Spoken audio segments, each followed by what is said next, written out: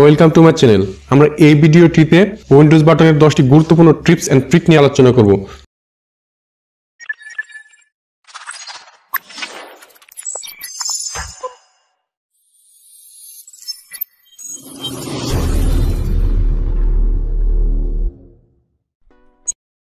তো প্রথম ট্রিকটি হচ্ছে কিবোর্ড থেকে উইন্ডোজ বাটন, তারপর শিফট বাটন, তারপর এস বাটন কিন্তু একবারে চেপে ধরবো। ধরার পরে জাস্ট আমাদের এরকম একটি ইন্টারফেস দেখাবে। এই ইন্টারফেসে লক্ষ্য করলে দেখতে পাবো প্লাস চিহ্নের মতো একটা চিহ্ন এসে পড়েছে।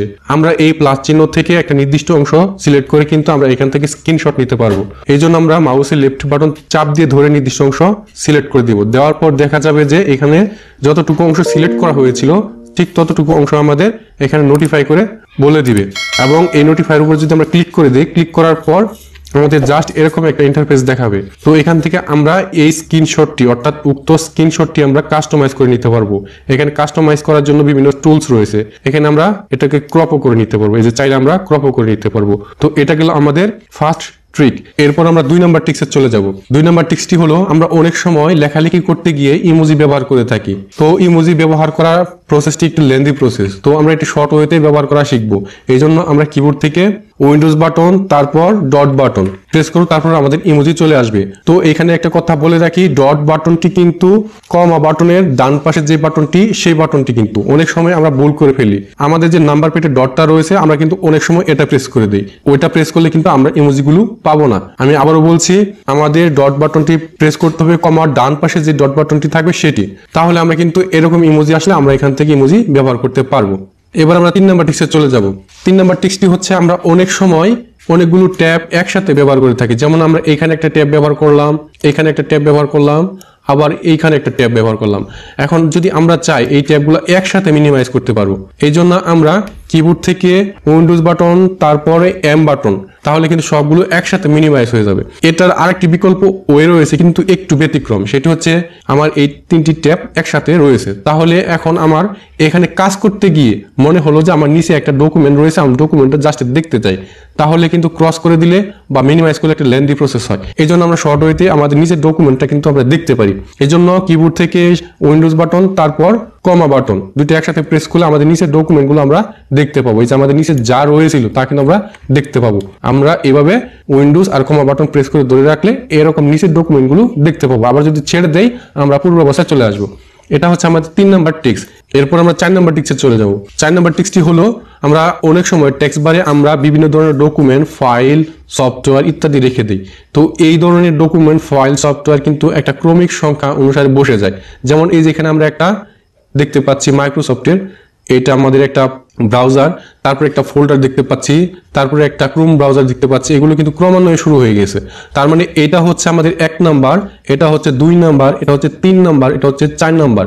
তো আমরা এটা বারবার ক্লিক না করে সংখ্যা মনে রেখে কিন্তু বের করতে পারি। যেমন আমি যদি ক্রোম ব্রাউজার বের করতে চাই, এর পজিশন কিন্তু 3 নাম্বারে রয়েছে, কারণ 1 2 3 এটা কিন্তু 3 নাম্বার রয়েছে। তাই আমরা এটা শর্ট ওয়েতে যদি বের করতে যাই, কিবোর্ড থেকে উইন্ডোজ বাটন তারপরে 3 যদি প্রেস করি, তাহলে কিন্তু আমাদের এই যে ক্রোমের যে ট্যাবটা ছিল এটা কিন্তু বের হয়ে চলে আসছে। এটা হচ্ছে আমাদের 4 নাম্বার টিক্স। এরপর আমরা 5 নাম্বার টিক্সে চলে যাব। 5 নাম্বার টিক্সটি হচ্ছে আমরা অনেক সময় কোনো ভাইভা পরীক্ষা কিংবা কোনো প্রোগ্রামে আমাদের উইন্ডোটাকে অর্থাৎ আমাদের যে কম্পিউটার উইন্ডোটা থাকে এটা বড় করে দেখানোর প্রয়োজন পড়ে। তো এটা যদি আমরা বড় করে দেখাতে যাই তাহলে কিন্তু আমাদের অনেক লেন্দি প্রসেসে বড় করতে হয়। এই জন্য আমরা শর্ট ওয়েতে এটা বড় করে দেখাতে পারি। এই জন্য কিবোর্ড থেকে উইন্ডোজ বাটন তারপর প্লাস বাটন যদি চাপ দিয়ে ধরে রাখি, তারপর আমাদের এরকম একটা ইন্টারফেস দেখাবে। এখানে দেখা যাচ্ছে ম্যাগনিফায়ার। এটার মানে হচ্ছে আমরা এটাকে ম্যাগনিফাই গ্লাসের মতো দেখতে পাবো। যেমন আমরা যদি এখানে প্লাস আর মাইনাসের জায়গায় ক্লিক দিই তাহলে কিন্তু আমাদের চাহিদা অনুযায়ী ছোট বড় হবে। তো আমরা যদি এখানে ক্লিক দিই তাহলে কিন্তু এই যে আমাদের ম্যাগনিফাই গ্লাসের মতো কিন্তু বড় হয়ে যাচ্ছে। আবার যদি মাইনাসে ক্লিক দিই তাহলে কিন্তু আবার ছোট হয়ে যাচ্ছে। এটাই হচ্ছে আমাদের 5 নাম্বার টিক্স। এবার আমরা 6 নাম্বার টিক্সে চলে যাব। 6 নাম্বার টিক্সটি হলো আমরা অনেক সময় আমাদের কম্পিউটারে কি কি রয়েছে সেটা দেখার জন্য আমরা উইন্ডোজ বাটনে চলে যাই, তারপর এইভাবে দেখতে থাকি।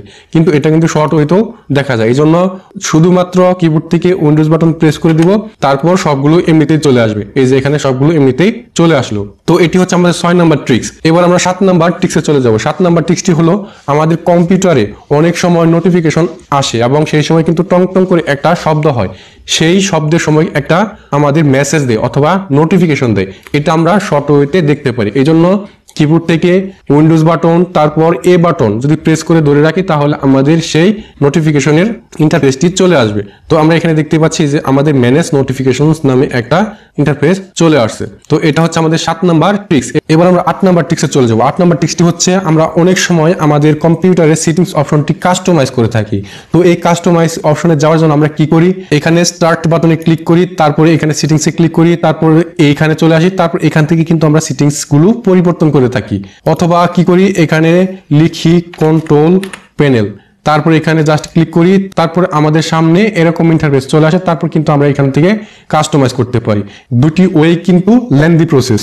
এই জন্য আমরা একটি শর্ট ওয়েতে এই সেটিংস মেনুতে বা সেটিংস অপশনে যাব। এই জন্য কিবোর্ড থেকে উইন্ডোজ তারপর আই বাটন যদি ক্লিক করে ধরে থাকি তাহলে কিন্তু আমাদের সরাসরি সেই সেটিংস অপশনে নিয়ে যাবে। এই যে আমরা সরাসরি এখানে চলে আসলাম। এটি হচ্ছে আমাদের 8 নাম্বার ট্রিক্স। এবার আমরা 9 নাম্বার ট্রিক্সে চলে যাচ্ছি। আমাদের 9 নাম্বার ট্রিক্সটি হলো আমরা অনেক সময় আমাদের কম্পিউটার বন্ধ করার জন্য আমরা স্টার্ট বাটনে চলে যাই, দেন আমরা এখানে পাওয়ার ক্লিক করি, তারপর আমরা শাটডাউনে ক্লিক করে নিই, তারপর আমাদের কম্পিউটারটি কিন্তু বন্ধ হয়ে যায়। আমরা কিন্তু কম্পিউটারটিকে অন্য ওয়েতেও বন্ধ করতে পারি। এই জন্য আমরা কিবোর্ড থেকে উইন্ডোজ বাটন তারপর অল্টা বাটন তারপরে এফ বাটন, এই 3টা বাটন যদি একসাথে চেপে ধরি তারপর কিন্তু আমাদের এরকম একটা ট্যাপ দিয়ে দিবে, এবং এই ট্যাপে আমরা যদি ওকেতে ক্লিক করি তাহলে কিন্তু আমাদের কম্পিউটারটি বন্ধ হয়ে যাবে। যেহেতু আমরা এখন টিউটোরিয়াল তৈরি করছি সুতরাং আমরা এখন এটাকে ক্যান্সেল দিচ্ছি। এটাই হচ্ছে আমাদের 9 নম্বর ট্রিক্স। এরপর আমরা লাস্ট ট্রিক্স অর্থাৎ 10 নম্বর ট্রিক্সে চলে যাব। আর 10 নম্বর ট্রিক্সটি হলো আমরা অনেক সময় আমাদের কম্পিউটারে বিভিন্ন program, folder, document, internet resource ইত্যাদি খুঁজে থাকি। এইসব খোঁজার জন্য কিন্তু আমাদের এই যে রান নামে অপশনটি প্রয়োজন পড়ে, আর এই রান অপশনটি অনেকেই বের করতে অসক্ষম হয়ে পড়ে। তো আমরা কিন্তু খুব সহজে এটি বের করতে পারি। এই জন্য কিবোর্ড থেকে উইন্ডোজ প্লাস আর বাটন যদি চাপ দিই তাহলে কিন্তু আমাদের সেই রান অপশনটি চলে আসবে। এই যে এখানে আমাদের রান অপশনটি চলে আসলো। তো এই রান অপশনে আমরা আমাদের কাঙ্ক্ষিত ফোল্ডার, প্রোগ্রাম সার্চ করে বের করতে পারি। এটি হচ্ছে আমাদের 10 নম্বর ট্রিক্স। তাহলে কিন্তু আমরা উইন্ডোজ বাটনের 10টি টিপস শিখে ফেললাম। এই 10টি টিপসের ভিতরে কোন টিপসটি আপনার সবচেয়ে ভালো লেগেছে কমেন্ট বক্সে জানিয়ে